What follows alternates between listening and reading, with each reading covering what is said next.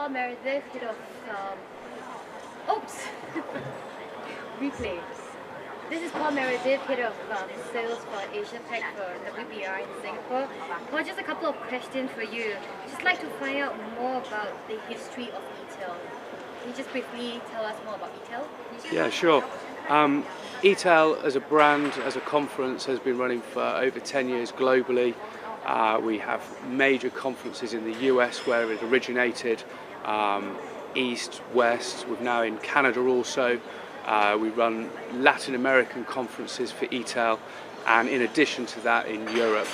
This is the first time we've come into China, and our research over the last 18 months or so has really indicated a tipping point in the market, and is also one of the key reasons that this is happening now, as the e-commerce specialists and the retailers are trying to monetize their online businesses.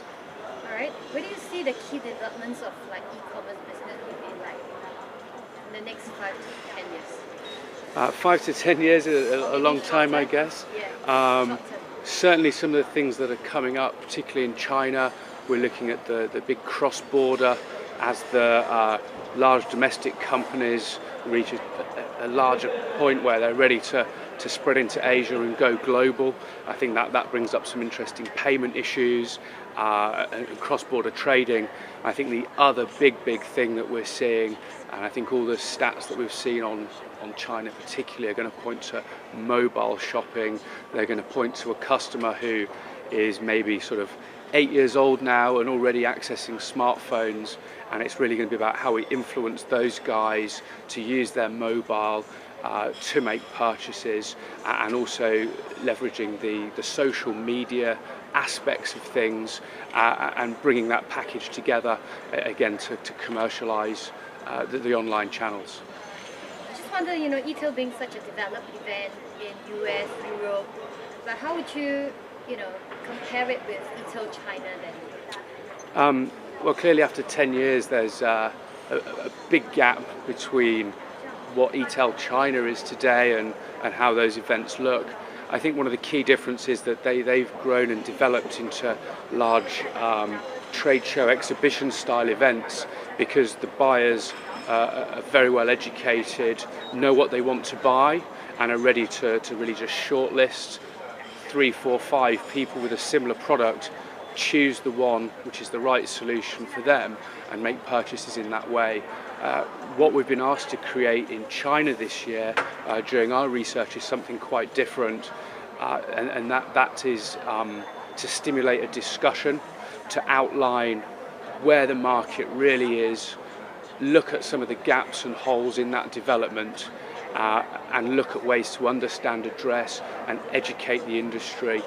I think as we go through the next 2 or 3 years, we're going to see that shift, because the retailers en masse, only in the last 6 to 12 months, have started to really identify the problems and be ready to solve them, and genuinely commercialize their online channels. And I think that's going to be a similar migration, except we're going to see it happening over the next 2 to 3 years, rather than the longer timescale we've seen in the US and Europe. All right. So, since this is the first day of eTail China, where do you think eTail would be eTail China specifically would be in the next couple of years? I think we're going to see some of the topics become much more specific, much more case study driven, really drilling down into the nitty gritty, as opposed to a slightly broader discussion that's happening today. I think it links into what I was saying before, but again, as that awareness grows, as those customers, those retailers progress, we're going to be seeing them looking at what is the solution, who provides it, and which one am I going to choose, because I don't think there's really a choice about remaining as we are today. And I think that's going to drive the shape of eTail as well as the industry, because that shortlisting process will become more important. All right. One last question for you. This is our first cooperation with Sina and WBR basically.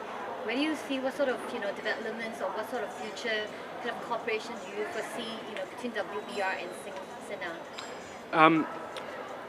Obviously, first of all, we're very happy to work with Sina for this first time. I think we've seen some good advances